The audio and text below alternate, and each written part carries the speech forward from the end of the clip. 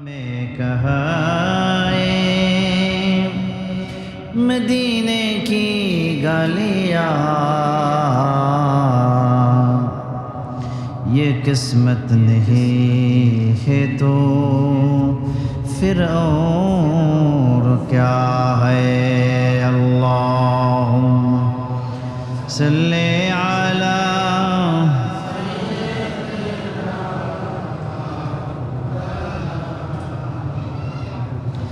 वअला आलि सय्यिदिना मौलाना। मदीनार बुलबुल नबी रसूलल्लाह পাঠালেন খুশি হয়ে নিজে মাবুদ আল্লাহ। মদিনার বুলবুল নবী রাসূলুল্লাহ পাঠালেন খুশি হয়ে নিজে মাবুদ আল্লাহ। নবুয়তি পে নবী দাওয়াতে মশগুল,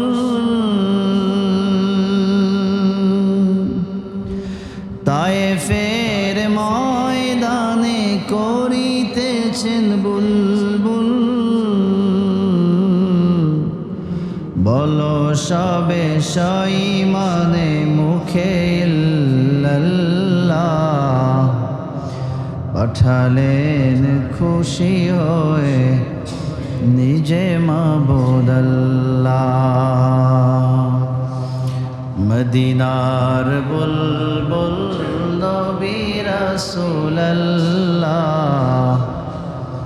পাঠালেন খুশি হয়ে নিজে মাবুদ আল্লাহ। ওয়াহাদাতের বাণী শুনে খেপিল তায়েফিগণ,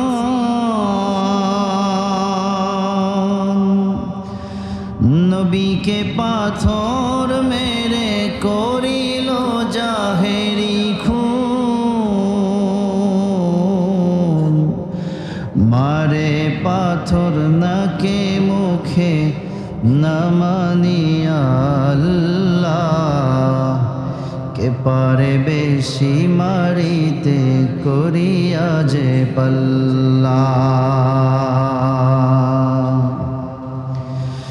সইতে না পেরে নবী বলেন ইল্লাল্লাহ, পাঠালেন খুশি হয়ে নিজে মাবুদ আল্লাহ। মদিনার বুলবুল নবী রাসূলুল্লাহ পাঠালেন খুশি হয়ে নিজে মাবুদ আল্লাহ। মদিনার বুলবুল নবী রাসূলুল্লাহ পাঠালেন খুশি হয়ে নিজে মাবুদ আল্লাহ। লা ইলাহা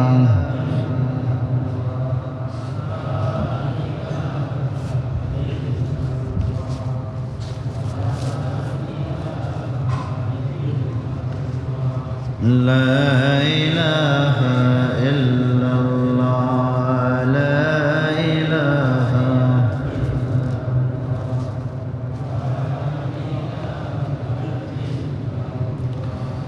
لا إله إلا الله، لا إله لا إله إلا الله، لا إله إلا الله، لا إله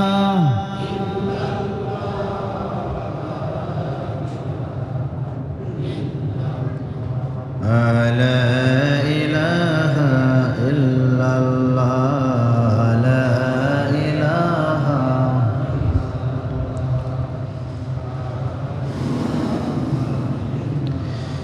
لا লা ইলাহা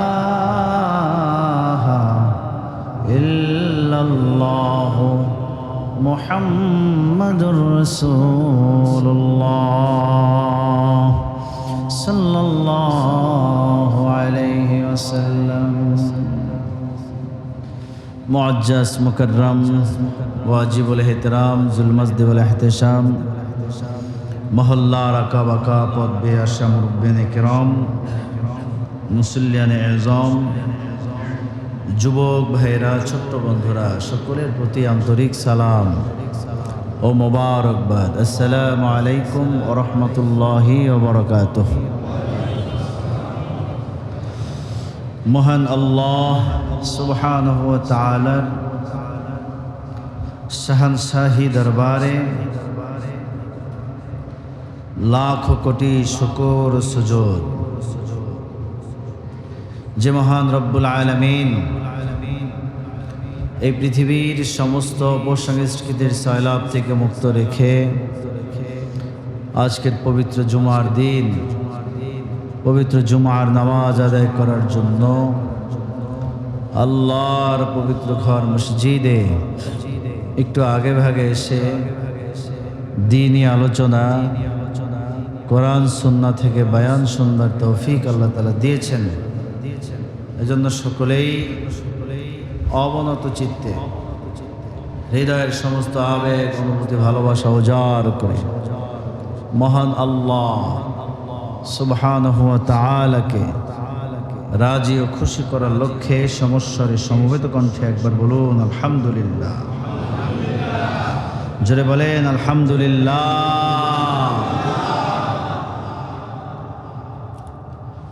পবিত্র কালামুল্লাহ শরীফ থেকে একটি আয়াতে কারিমা তেলাওয়াত করেছি। মহাগ্রন্থ পবিত্র আল কোরআনের সর্ববৃহৎ সূরার নাম হলো সূরা আল বাকারা। কোন সূরা বলেন না? সূরা বাকারার নাম শুনছেন তো সবাই? সবাই শুনেছি। পবিত্র কোরআনের সবচেয়ে বড় সূরা।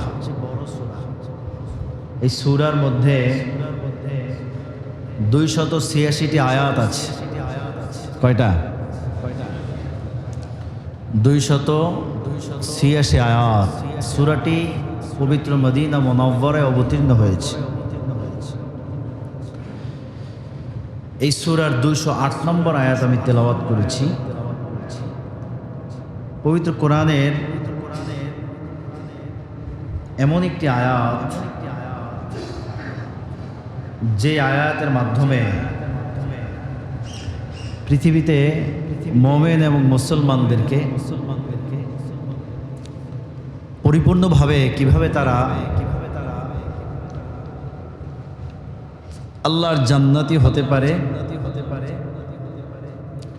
তারা কিভাবে ইসলামের মধ্যে প্রবেশ করতে পারে, প্রবেশ করা দরকার কিনা, দিনকে কতটুকু মানবে, কতটুকু ছাড়বে,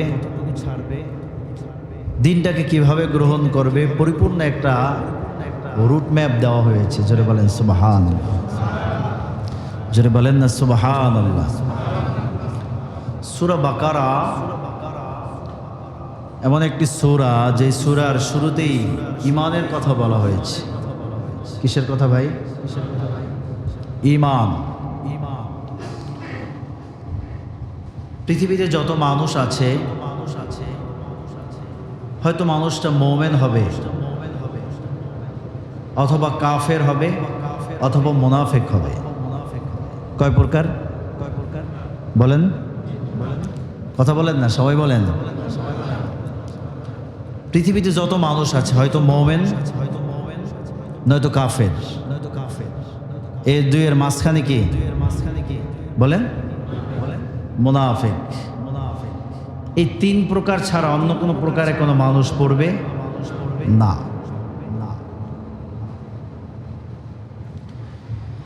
দেখেন আমার আল্লাহ রাব্বুল আলামিন পবিত্র কোরআন কারীমের সূরা বাকারার শুরুতেই বলে দিয়েছেন, আল্লাযীনা يؤمنون بالغيب ويقيمون الصلاة ومما رزقناهم ينفقون سبحان الله পড়েন আল্লাহ তাআলা বলে দিয়েছেন যারা ঈমান আনয়ন করেন বিল গায়ব অদৃশ্যের উপরে আল্লাহ রাব্বুল আলামিনের অদৃশ্যের উপরে যারা ঈমান আনয়ন করেন আয়ুকিমুনাস সালাতা নামাজ কায়েম করেন ওয়া মিম্মা রাযাকনাহুম ইউনফিকুন এবং যারা তাদের সম্পদ থেকে তাদেরকে যে রিজিক দেওয়া হয়েছে রিজিক থেকে দান করেন যেরকম সুবহানাল্লাহ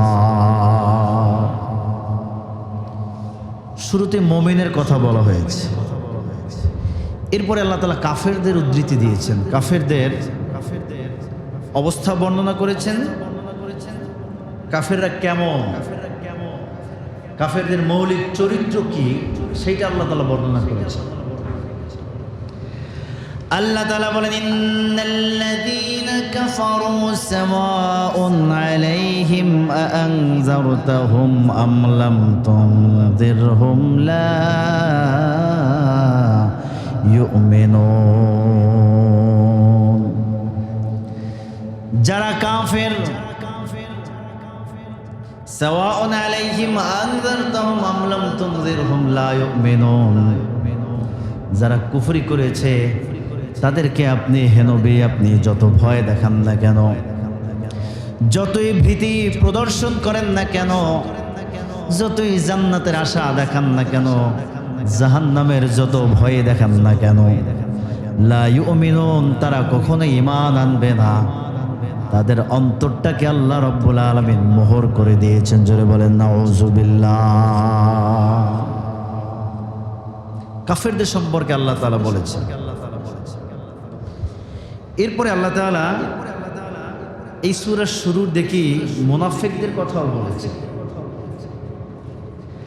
আল্লাহ রাব্বুল আলামিন বলেন ওয়া মিনান নাসি মান ইয়াকুলু আমান্না বিল্লাহি ওয়া বিল ইয়াউমিল আখির ওয়া মা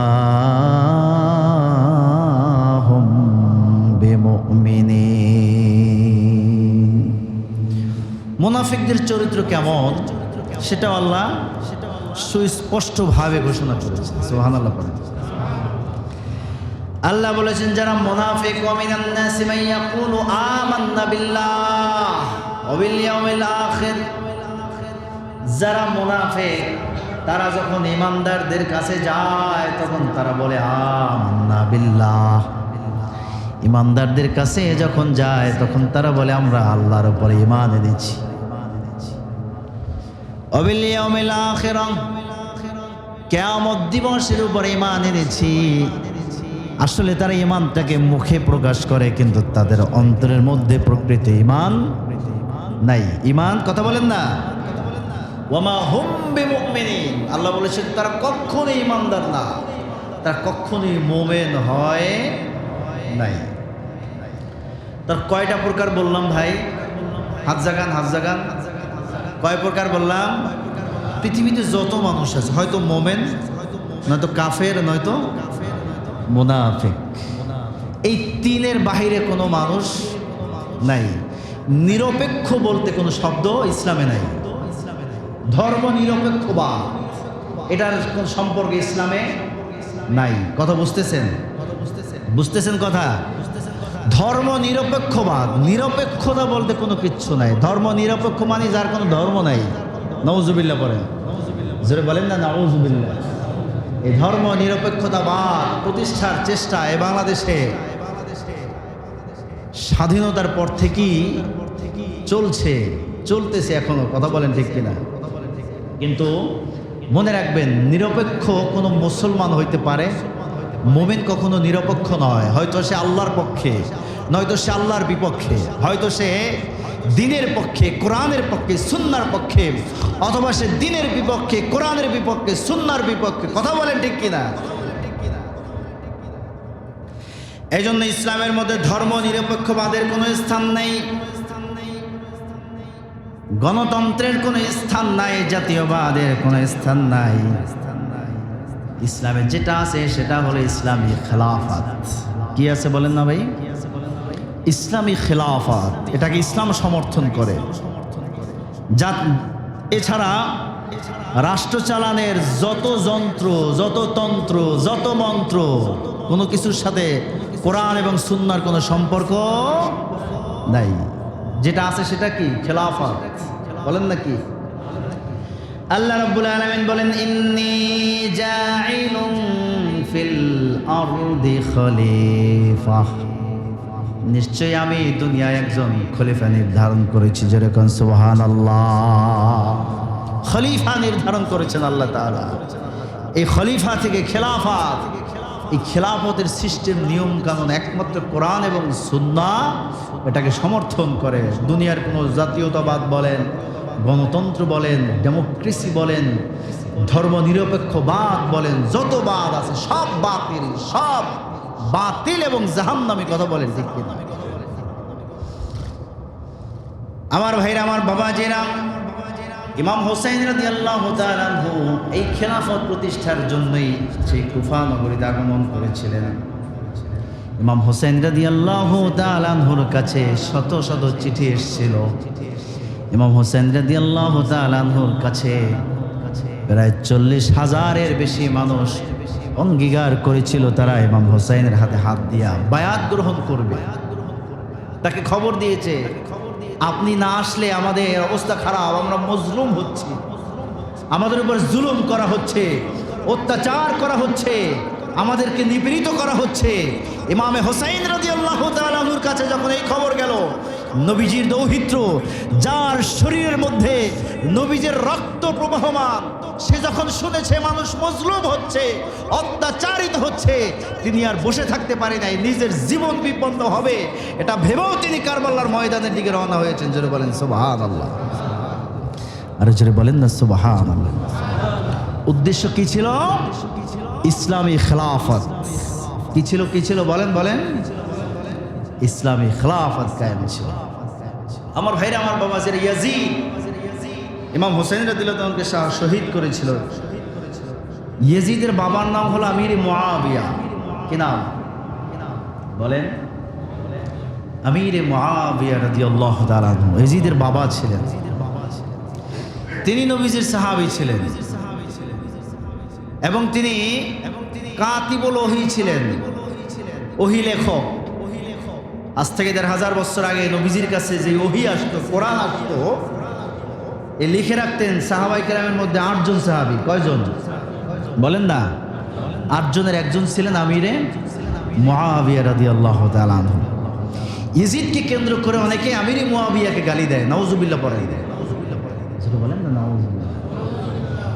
ইয়াজিদ কুলাঙ্গার ছিল, তাতে কোনো সন্দেহ নাই, কিন্তু তার জন্য তার বাবাকে দোষারোপ করা যাবে না। তিনি তো নবীজির সাহাবী ছিলেন। সুবহানাল্লাহ পড়েন। আমিরে মুআবিয়া রাদিয়াল্লাহু তাআলা নবীজির জলিলুল কদর সাহাবী ছিলেন। দেখেন, ইতিহাস যদি চর্চা করেন আপনি দেখবেন আমিরে মুআবিয়ার সাথে হযরতে আলী রাদিয়াল্লাহু তাআলা আনহুর সাথে যুদ্ধ হয়েছে, দ্বন্দ্ব হয়েছে।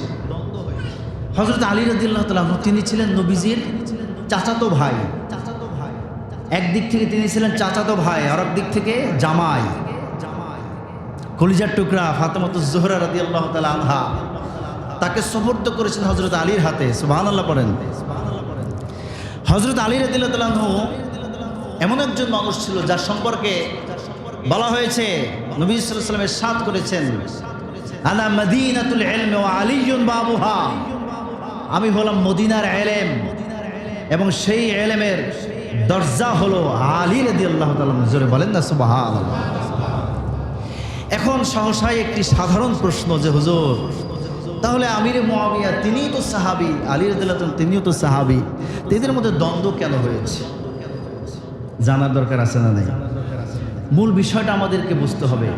দেখেন, সাহাবায়ে কেরামের মধ্যে একে অপরের যে দ্বন্দ্বগুলো হয়েছে, এখানে পিছনে আর একটা গ্রুপ কাজ করেছে। কারা বলেন? মুনাফিকরা। কারা কারা? মুনাফিকরা মূলত ইহুদি। মুনাফিকরা মূলত কি?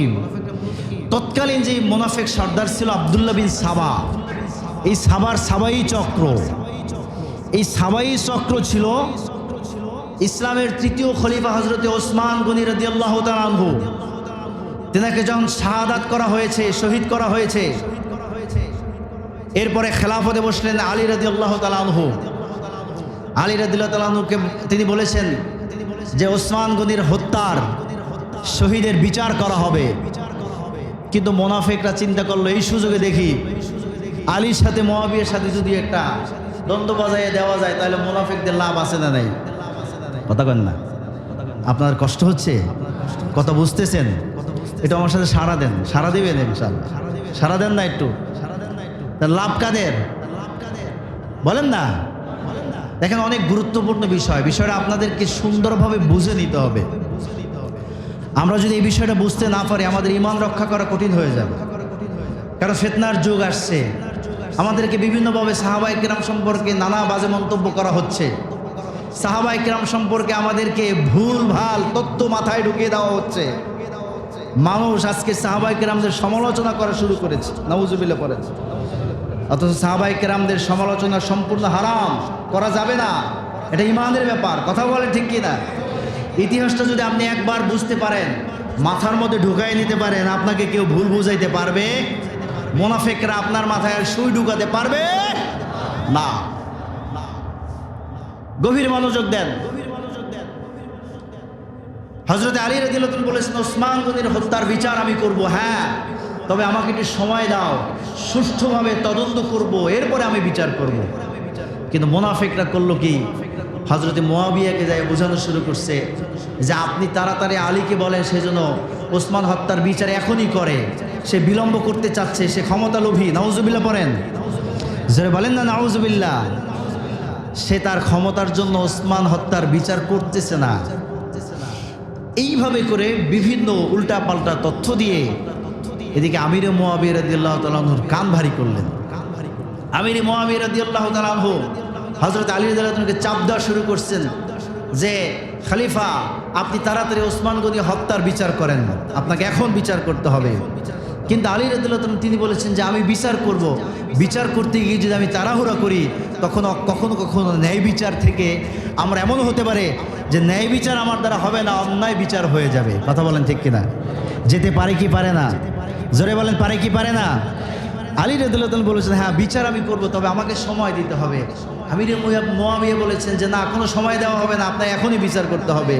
এই যে আমিরে মুয়াবিয়া আলী রাদিয়াল্লাহু তাআলাকে চাপ দিচ্ছে, এই চাপটা দিচ্ছেন কাদের প্ররোচনায়? বলেন বলেন, জোরে বলেন, কাদের?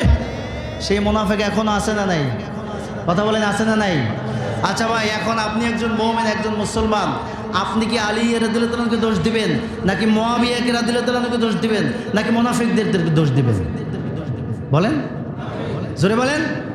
মুনাফিকদেরকে দোষ দেব। কিন্তু আজকের একদল মুমিন, একদল মুসলমান, একদল ইসলামী নামধারী, তারা আমাদেরকে সাহাবায়ে কেরাম আমিরে মুয়াবিয়াকে দোষ দিয়া আমাদের কান ভাঙাচ্ছে, আমাদের মাথা নষ্ট করছে, সাহাবায়ে কেরামদের বিরুদ্ধে আমাদেরকে খেপিয়ে দিচ্ছে। কথা বলেন ঠিক কিনা?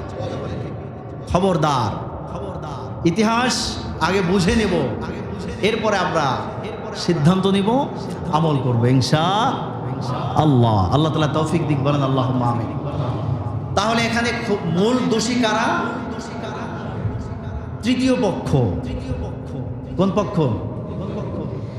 সেই সাবাই চক্র। সেই সাবাই চক্রের কার্যক্রম এখনো পৃথিবীতে আছে, যেটার আধুনিক নাম হলো ফ্রিমেসন।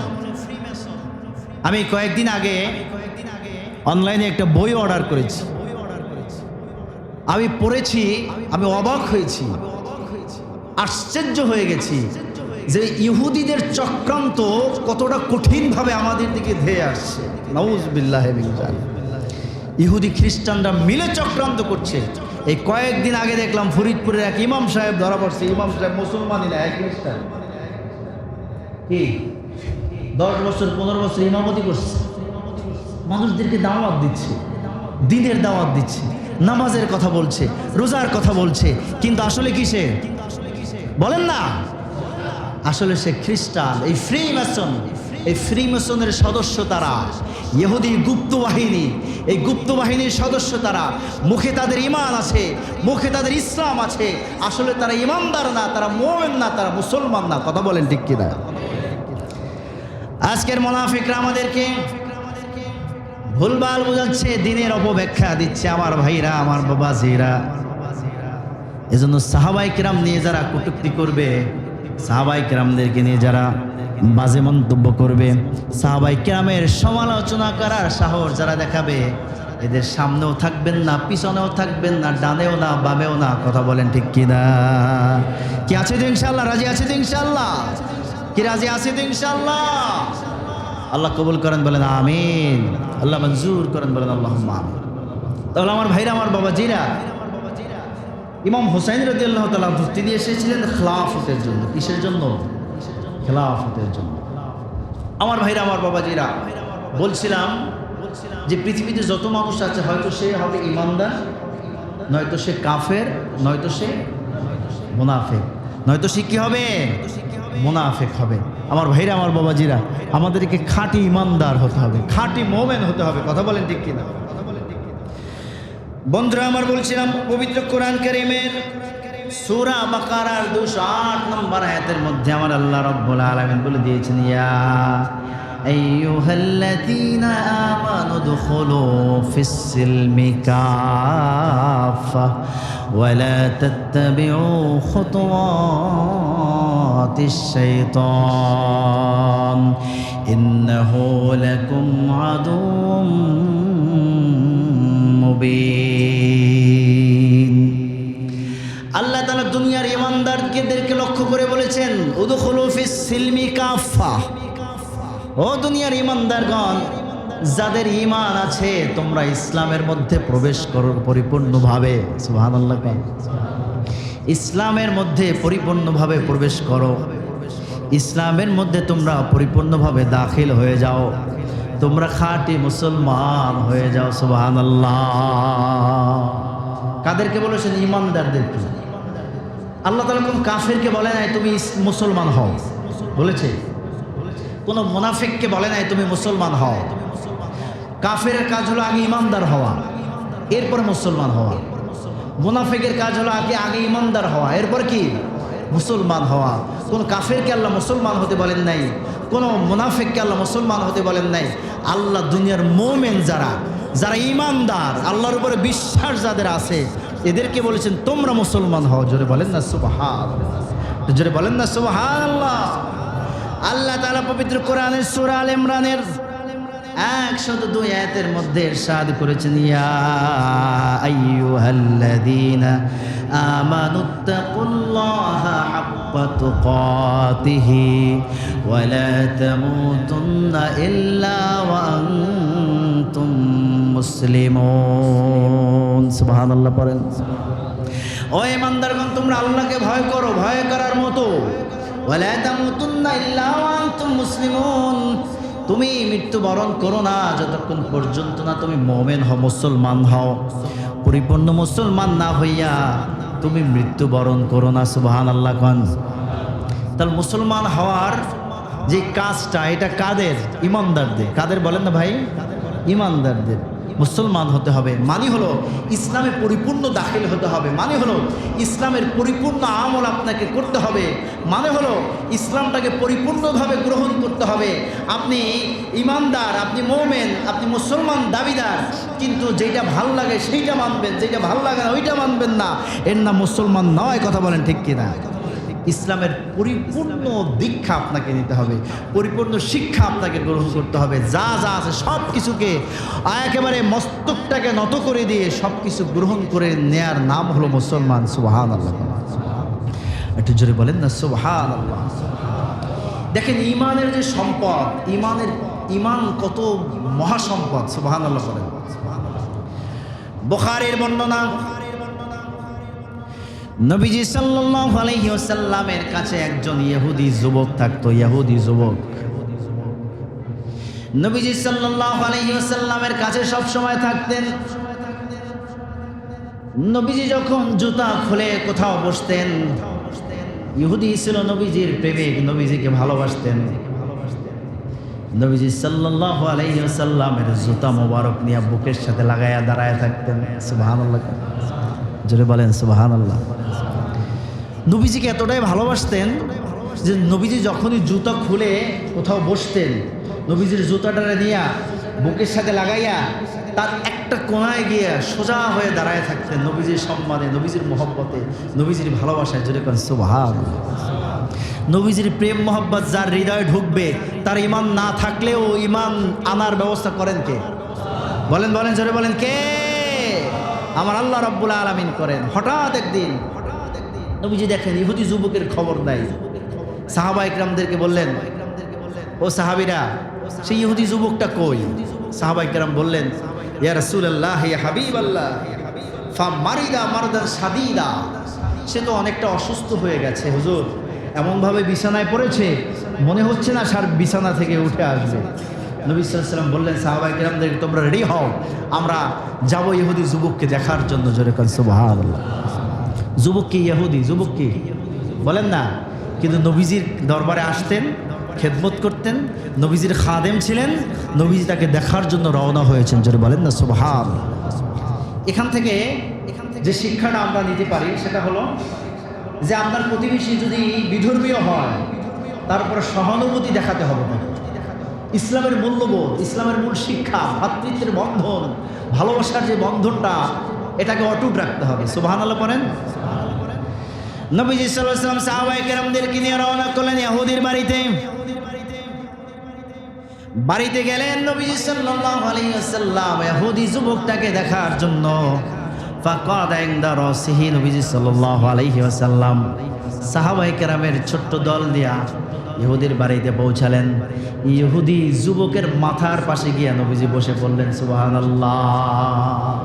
মাথার কাছে গিয়ে বসলেন, বসে বললেন, ওহে যুবক ইহুদি, তুমি যদি মারা যাও আমি তো তোমার কোনো উপকার করতে পারবো না, আমার দ্বারা তোমার কোনো উপকার করা সম্ভব হবে না, কারণ তোমার ঈমান নাই। কি নাই? ঈমানের যে মূল সম্পদ এইটা তো তোমার নাই, তোমাকে আমি কোনো উপকার করতে পারবো না। আসলিম, তুমি ইসলাম গ্রহণ করো, তুমি ঈমান গ্রহণ করো। সুবহানাল্লাহ করো। আমার ভাইরা, আমার বাবাজিরা, কিতাব সাক্ষী, ইহুদি যুবক যখন ঈমানের দাওয়াত পেল, ইহুদি যুবক আকাশের দিকে তাকায়, আবার তার বাবা ছিল ইহুদি একজন পণ্ডিত, তার বাবার মুখের দিকে তাকায়, আবার নবীজির চেহারার দিকে তাকায়। ইহুদের হৃদয়ের মধ্যে ঈমানের নূর চলে আসতে তার মন চাই ঈমান গ্রহণ করতে। সুবহানাল্লাহ। কিন্তু তার বাবা ইহুদি সর্দার, ইহুদি একজন পণ্ডিত, বাবার চেহারার দিকে তাকায়, আরে এই মৃত্যুর সময় যদি বাপদাদার ধর্ম চাইরা চলে যায় তা আমার বাবা কি বলবে? এই জন্য বাবার মুখের দিকে তাকায়, ফেলিয়ে তাকায়, আবার আকাশের দিকে তাকায়, না জানি এখন আজরাইল চলে আসছে, আমি যদি দিনে মোহাম্মদের উপরে দিনটাকে গ্রহণ করে, মোহাম্মদের দিনটাকে গ্রহণ করে যদি মরে যেতে না পারি তাহলে তো আমি নবীজির সুপারিশ পাবো না, আমি জান্নাতে যেতে পারবো না। আবার বাবার দিকে তাকায়, আবার নবীজির দিকে তাকায়, আবার আকাশের দিকে তাকায়। যদি বলেন না সুবহানাল্লাহ। এভাবে ফেলিয়ে ঢেলিয়ে তাকাচ্ছে। ইহুদি যুবকের বাবা যখন ইহুদি যুবকের চেহারার দিকে তাকালেন, তিনি বুঝতে পারলেন যে যুবকের হৃদয়ের মধ্যে ঈমান চলে আসছে, বাবার অনুমতির অপেক্ষা করছে। বাবার সাথে সাথে অনুমতি দিয়ে দিলেন। জোরে কোন সুবহানাল্লাহ। হাদিস সাক্ষী, বাবা তখন বললেন, আতে আবুল কাসেম, যে সন্তান তুমি আবুল কাসেম যেটা চায় ওইটা তুমি করো। সুবহানাল্লাহ কন না। সে তো ঈমানের দাওয়াত দিচ্ছে, তুমি ঈমান গ্রহণ করো। জোরে বলেন না সুবহানাল্লাহ। যুবকটা ঈমান গ্রহণ করে ফেলল। আশহাদু আল্লা ইলাহা ইল্লাল্লাহ মুহাম্মাদুর রাসূলুল্লাহ সাল্লাল্লাহু আলাইহি ওয়াসাল্লাম। যুবক ঈমান এনেছে। নবী সাল্লাল্লাহু আলাইহি ওয়াসাল্লাম তার কাছ থেকে চলে গেলেন। কিছুক্ষণের মধ্যেই নবীজির কাছে খবর আসলো, ইয়া রাসূলুল্লাহ, ইয়া হাবিবাল্লাহ, আপনি যেই যুবককে, যেই ইহুদি যুবককে এইমাত্র কালেমা পড়িয়েছেন, সে তো আর দুনিয়ায় নাই, সে আল্লাহর ডাকে সাড়া দিয়ে চলে গেছে। সুবহানাল্লাহ।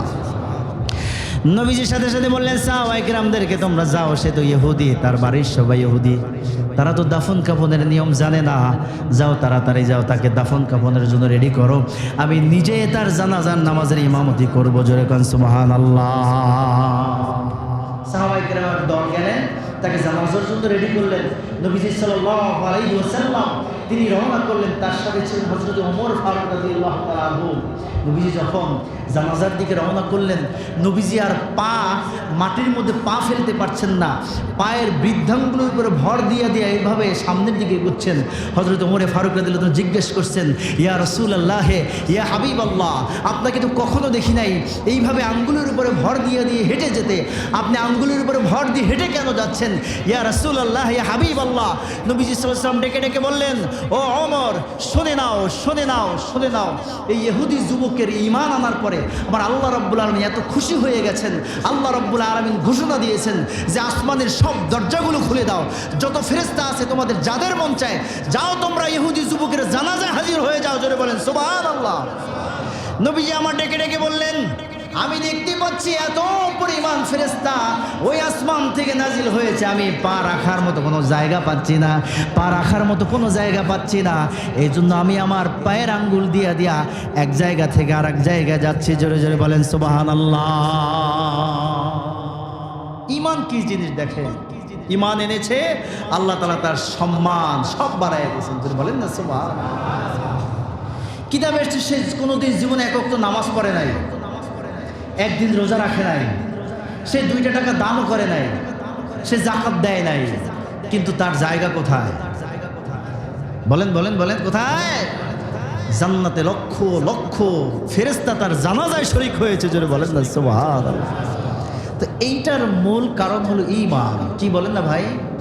বলেন না, বলেন না কি? ঈমান। তিনি ঈমানটাকে পরিপূর্ণভাবে গ্রহণ করেছেন, ঈমানটাকে হৃদয় দিয়ে গ্রহণ করেছেন, ঈমানটাকে উপলব্ধি করে গ্রহণ করেছেন। যারা বলেন না সুবহানাল্লাহ।